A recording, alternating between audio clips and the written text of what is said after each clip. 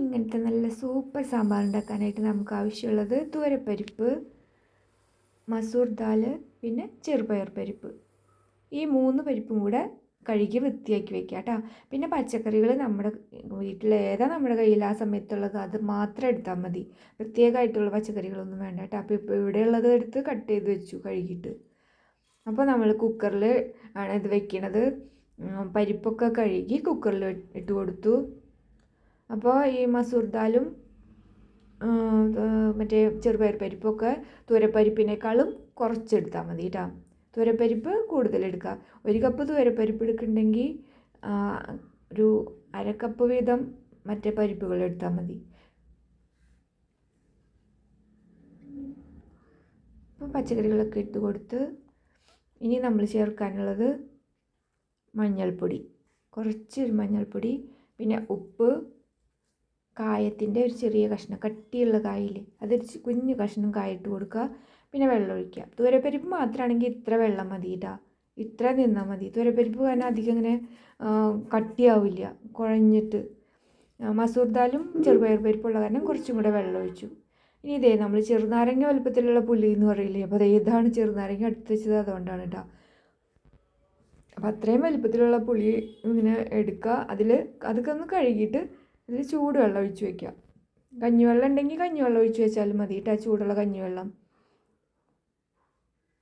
അങ്ങനെ അതവിടെ ഇരുന്ന് കുതിരട്ടെ. അപ്പോൾ നമുക്ക് പിഴിഞ്ഞെടുക്കാൻ സുഖമാണ്. അപ്പോൾ നമ്മുടെ കുക്കറിൻ്റെ പ്രഷറൊക്കെ പോയി തുറന്നപ്പോൾ നമ്മുടെ പരിപ്പും പച്ചക്കറികളൊക്കെ ഈ പാകമായിട്ടുണ്ട് കേട്ടോ.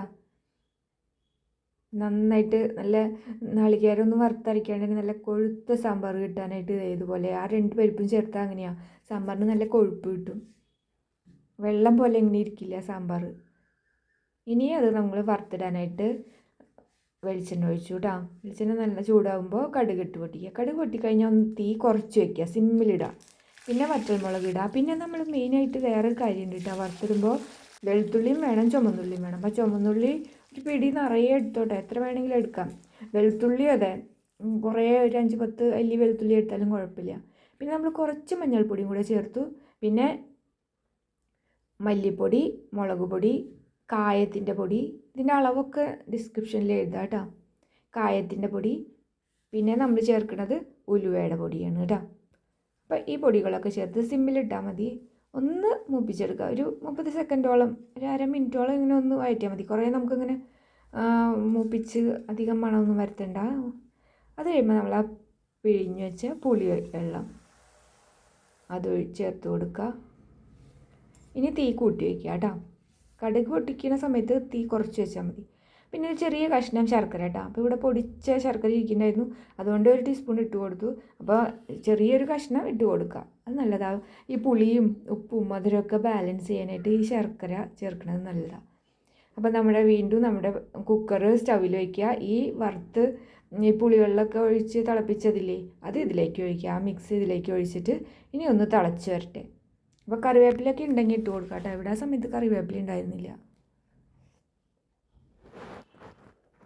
ഇന്ന് വലിയൊരു അപകടം പറ്റി, കൈ മുറിഞ്ഞു പോയി കായം കട്ട് ചെയ്തപ്പോൾ. ഇപ്പോൾ ഇത് ഫോൺ പിടിക്കുമ്പോൾ നല്ല വേദന. അപ്പോൾ ഉപ്പ് ഇത്തിരി കുറവുണ്ടായിരുന്നു കേട്ടോ. ഉപ്പ് കുറവുണ്ടായിരുന്ന കാരണം കുറച്ചും കൂടെ ഉപ്പ് ചേർത്ത് കൊടുത്തു. ഇനി ഒന്ന് ഒരു മീഡിയത്തിന് സിമ്മിന് ഇടയിലുള്ള ഫ്ലെയിമിൽ വെച്ചിട്ട് ഒന്ന് തിളച്ച് വരട്ടെ. അപ്പോൾ പരിപ്പ് അടിയിൽ പിടിക്കേണ്ടതൊന്ന് ഇളക്കി നോക്കിക്കോളൂ കേട്ടോ. കുറേ സമയം ഇങ്ങനെ ഇരുന്ന് തിളച്ചിട്ടുണ്ടെങ്കിൽ അടിയിൽ കട്ട പിടിച്ചിരിക്കും പരിപ്പ്, അത് ശ്രദ്ധിക്കണം. ഒന്ന് ഇളക്കി കൊടുത്താൽ മതി, കരിഞ്ഞു പോകുന്നില്ല, എന്നാലും പരിപ്പ് അടിയിൽ പിടിക്കും. ഈ കൈയ്യുമ്പോൾ ഒരു കെട്ട് കണ്ട, അതാണ് കൈ മുറിഞ്ഞത്. ഇത് രാവിലെ 5 മണിക്ക് ഉണ്ടാക്കുന്ന സാമ്പാറാണ് കേട്ടോ. ഇനി കുറച്ച് മല്ലിയില ഇട്ട് കൊടുക്കുക അവസാനമായിട്ട്. മല്ലിയില ഒക്കെ രാവിലെ കട തുറന്നിട്ട് പോയി വാങ്ങിച്ചതാണ്, ആ സമയത്ത് മല്ലിയില ഉണ്ടായിരുന്നില്ല. അങ്ങനെ നമ്മുടെ സാമ്പാർ റെഡി ആയിട്ടാ. ഇതെന്തായാലും നിങ്ങളൊന്ന് ട്രൈ ചെയ്ത് നോക്കിക്കോളൂ. സൂപ്പർ സാമ്പാറായി. ഇഡലി, ദോശ, ഗോതമ്പ് ദോശ, ചോറ് എല്ലാത്തിനും പറ്റിയതാണ്. എളുപ്പം ഉണ്ടാക്കാനും പറ്റും. അപ്പോൾ ഇനി അടുത്ത വീഡിയോയിൽ ഒരു സിമ്പിൾ റെസിപ്പി ആയിട്ട് നമുക്ക് വീണ്ടും കാണാം. ബൈ.